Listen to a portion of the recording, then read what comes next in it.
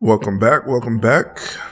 I assure you we're going to fully review Dragon Age the Veilguard soon. Honestly, don't know how so many people finished this game so fast, but I've been playing this game almost non-stop whenever I'm not working since it came out, and I still have so much left to do.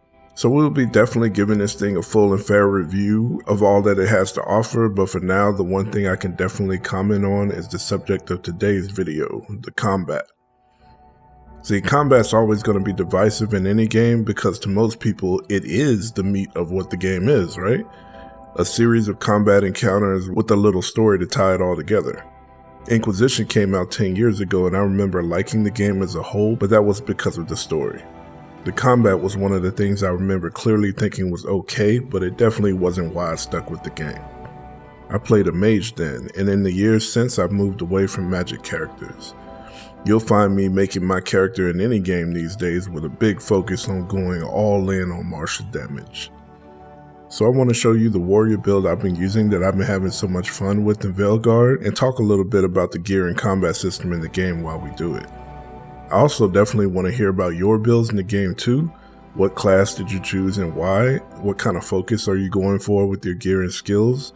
And who are your go-to companions when you need to get in and do some damage? As a matter of fact, let's start there. Bellara is my first go-to companion and is always on my team if I can have her there. I'm a firm believer in playing these choice-based games based on choice, not on what is objectively the best or what others say you should do.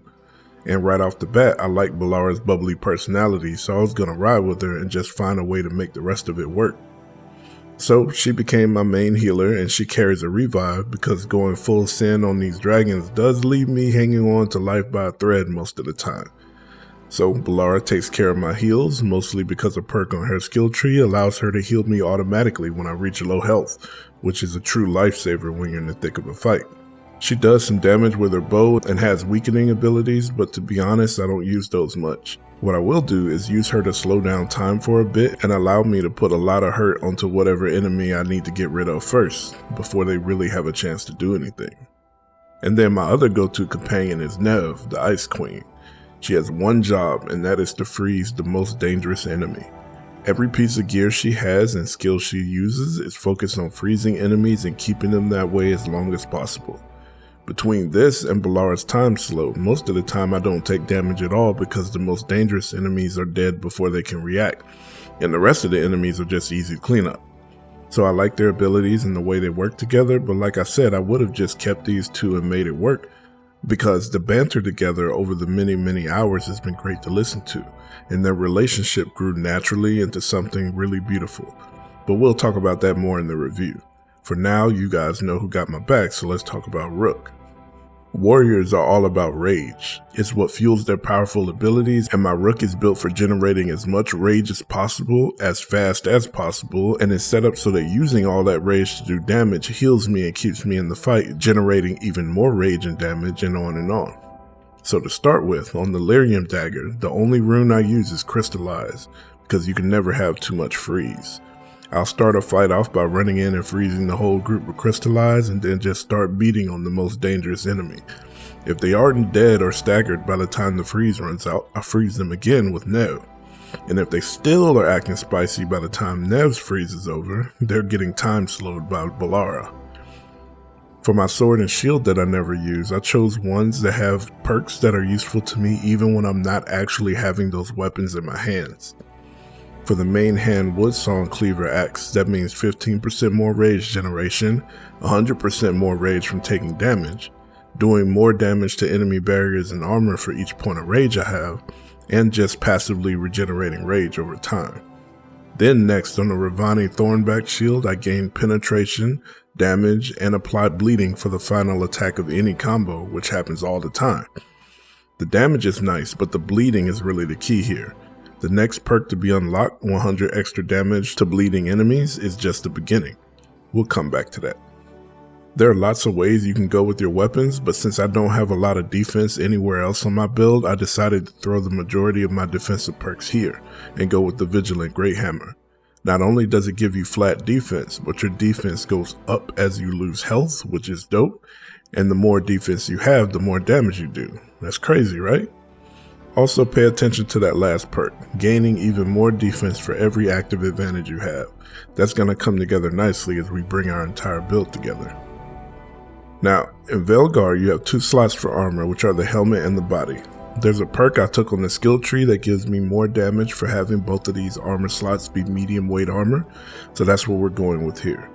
The Helm of Light and Shadow gives you a ton more damage and stagger for each detonation, which is further boosted by your relationship with the companion you're comboing with for the detonation. If you don't know what a detonation is, it's when your companion puts a status of some type on the enemy called a primer, such as weakness for example. The enemy will be in this prime state for a few seconds. If in this time you can hit that enemy with an attack that will detonate that type of primer, you get a flashy explosion animation and a huge chunk of extra damage, not only on that enemy, but on any enemy standing near it. These detonations make fights much easier, so you should go for them whenever you can. For the body armor, I go with the Brawler's Decorated Leathers, which lets you generate rage faster, especially if you are under half your maximum rage total, have that rage decay slower, and gain more defense. All of this is super useful, but you may be wondering why so many perks on my gear are locked. That's because Dragon Age 4's gear system is pretty unique. You can't unlock perks on gear yourself. Instead, you find gear out in the world, either from shops, defeating powerful enemies, or in the many treasure chests all over the place. When you find that gear, it will be of the lowest rarity and all of its perks will be locked. When you find another piece of that same gear, you combine them and the rarity goes up, from white to green, green to blue, blue to purple, purple to gold, just like so many other games do. Each time the rarity goes up, another perk unlocks. So you don't have control over unlocking the perks in the traditional sense, you just have to wait until you find copies of the gear that you need out in the world.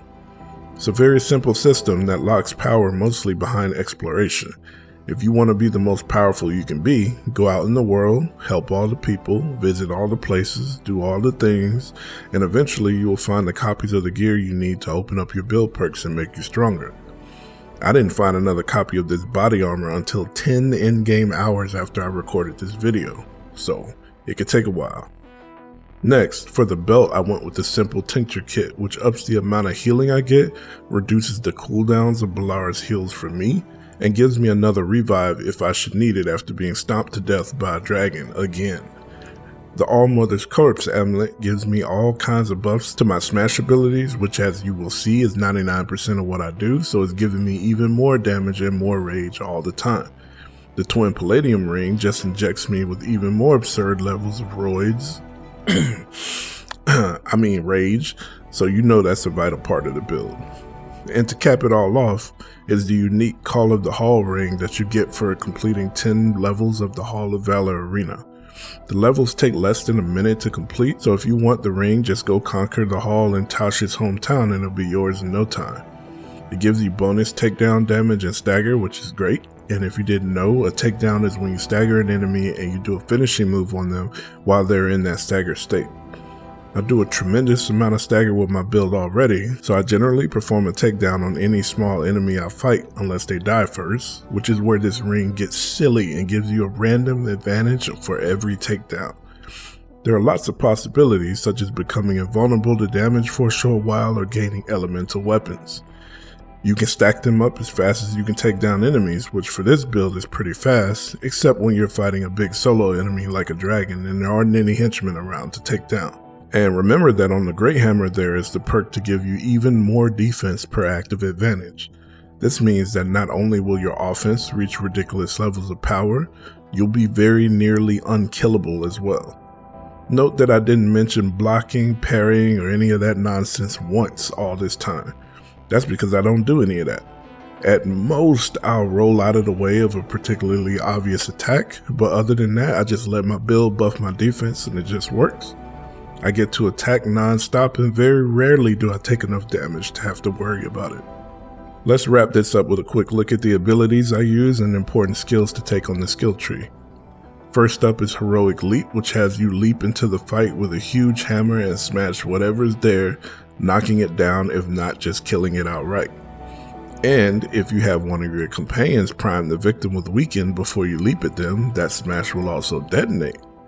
And if Nev is wearing her Teventer long cloak, that detonation freezes all the enemies. See where I'm going with this? The other main combat ability is Whirlwind, which is your basic barbarian spin the wind, which does a lot of damage and can knock enemies back off of ledges and in the bottomless pits. And if the enemies are trying to be annoying and shoot at you from far away, you can use their final ability, Grappling Spear, to bring them to you for a face-to-face conversation.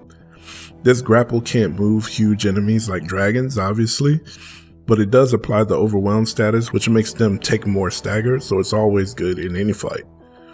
And then for the super, I like regular, reliable flashing fists that pummel the ground, hitting all the enemies around you for huge damage. The other Dragoon jump super I have is cool, but this one's easier to use and just better in every way. I don't think anybody wants me to go through this whole skill tree, but you can see for yourself where all my skill points went. Some very important ones to take note of are Flames of Victory, which give you flaming weapons on every takedown, which stack with the advantage that you get from the Call of the Hall ring. Medium Armor Mastery, which gives you lots of bonus damage for equipping only medium armor, and Violent Catharsis, which heals you every time you spend rage, which with this build is literally all the time. I have no idea if this is the best build, but it's what makes combat a lot of fun for me, so feel free to steal it or steal inspiration from it to make your own build. And we'll be back soon for a real, in-depth, honest review of Veilguard, so stick around, you're gonna like that. Peace.